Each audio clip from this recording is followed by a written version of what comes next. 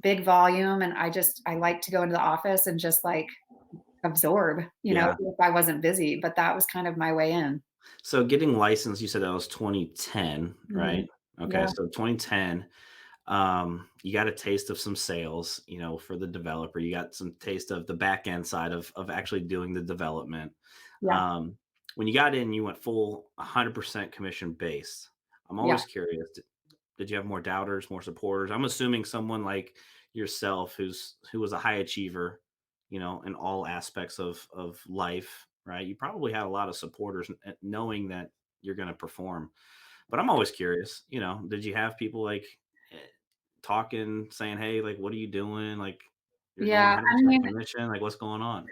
probably. They probably just weren't saying it to me. Just kidding.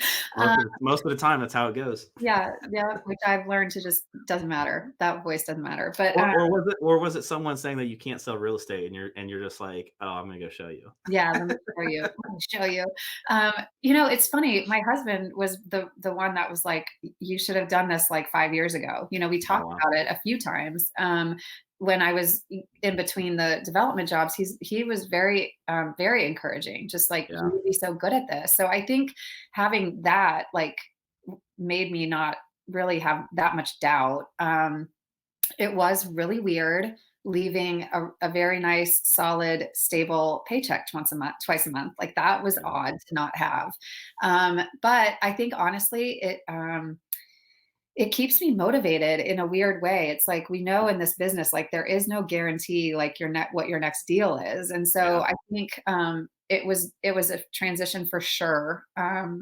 Just in how we were paid. But my first year was like, I mean, 2010. I was talking with you earlier. It's like those conversations in helping sellers. I mean, it was like the net selling sheet. I'm like, okay, so this means if we're lucky enough to get this number, you're going to bring 25,000 to the table. I Yeah. mean, on repeat, like those are those conversations. So it's funny how different it was, but so much of like what I think just how I'm wired and then like what I loved about advertising has been such a good transition for real estate. So, to answer your question though about like the doubters, I mean, maybe, I'm sure I had people that she's going to be terrible at that. Right. But I also had such great networks of these different companies that I worked at. And I was like, I just have to keep in touch with those people, right? Like Yeah. that's what it Yeah. is. But it's a bit like swimming, I think. It's like there's a delayed gratification in this job. And I think knowing that you're not guaranteed a check twice a month, it's hard. It's a big difference Yeah. coming from like more of a corporate background. Yeah. So how did you get connected with VTech and Rough? I mean, most people get into real estate, and it's I want more time. I want, some freedom. I want, to get away from someone telling me what to do, Mhm. right? And they get into it to be on their own and solo. Was it just by luck? Did someone say, guide you and say, "Hey, you probably need to be on a team"? Was it your past experience at works and being on teams? Yeah. What Well, what what helped you make that decision? And then did you have any initial struggles, or did you just kind of hit the ground running and have that success out of the gate? yeah. So the first part of the question, so a good friend of mine, Amy Conley, she's an agent actually at Yeah. Cutler. She was our agent. I mean, and she was a friend that, we kind of had a similar group of acquaintances, not that we shared, the same Sure. network, but she, I think at the time was with HER.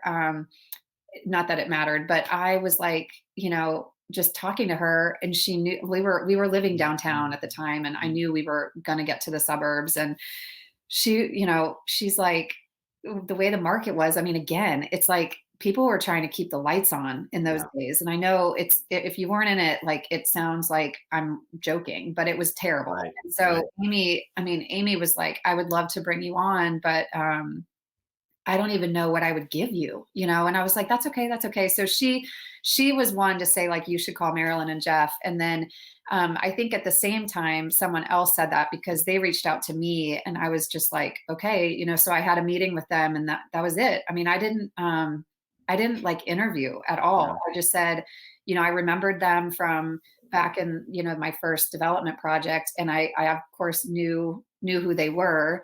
And I was like, to be a part of that would be incredible.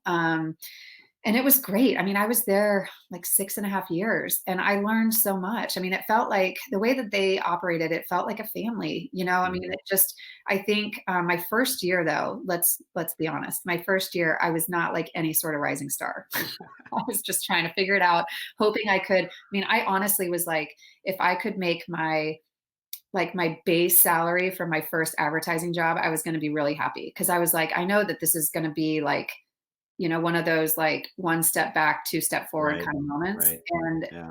with the support that my husband was giving me and morally, but also financially, I mean, it really helped. So I knew we were going to be okay if I didn't make that same amount, but the encouragement of like, you can go do this, was instrumental. And then kind of from there, it was weird because I also think like 2011, Columbus started to kind of pick up a little bit. And then every year I was just one of their, top performing producers, which was great. I mean, it was just, I think what I loved was that environment felt like my college team. Like I was there with a bunch of people who were serious about it, who loved to have fun, but like we got our work done, High performers too, high performers. Right. getting into that other pond. Yeah, totally.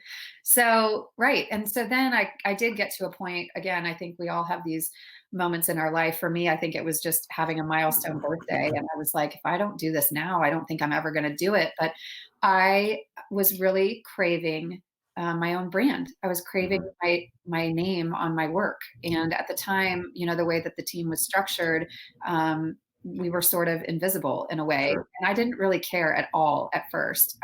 But then I really had to have that like gut check. I'm like, I think I do care. And I think it's okay to say that. I was like, I'm working really hard and I want to create a name for myself. Yep. Um, so it was scary that first year. I'm like, again, like feeling like when I was joining their team. But Marilyn sent me the nicest note like 2 weeks after I was sitting in that office in UA where you were too. And I hung that note card on my cube the whole time we had that office.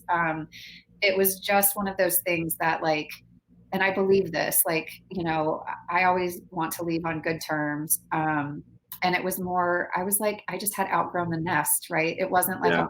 any sort of sour parting by any means. But, she was just like, you're going to do great. Like, it was just sort of like, like an older sister saying, like, you got to go do this. Like, I get it. Yeah. So Yeah. I always remember that because I think you always have people in your life that you need to write that note for too. And so it was very impactful. I'm sure she doesn't even know that. It did mean a lot.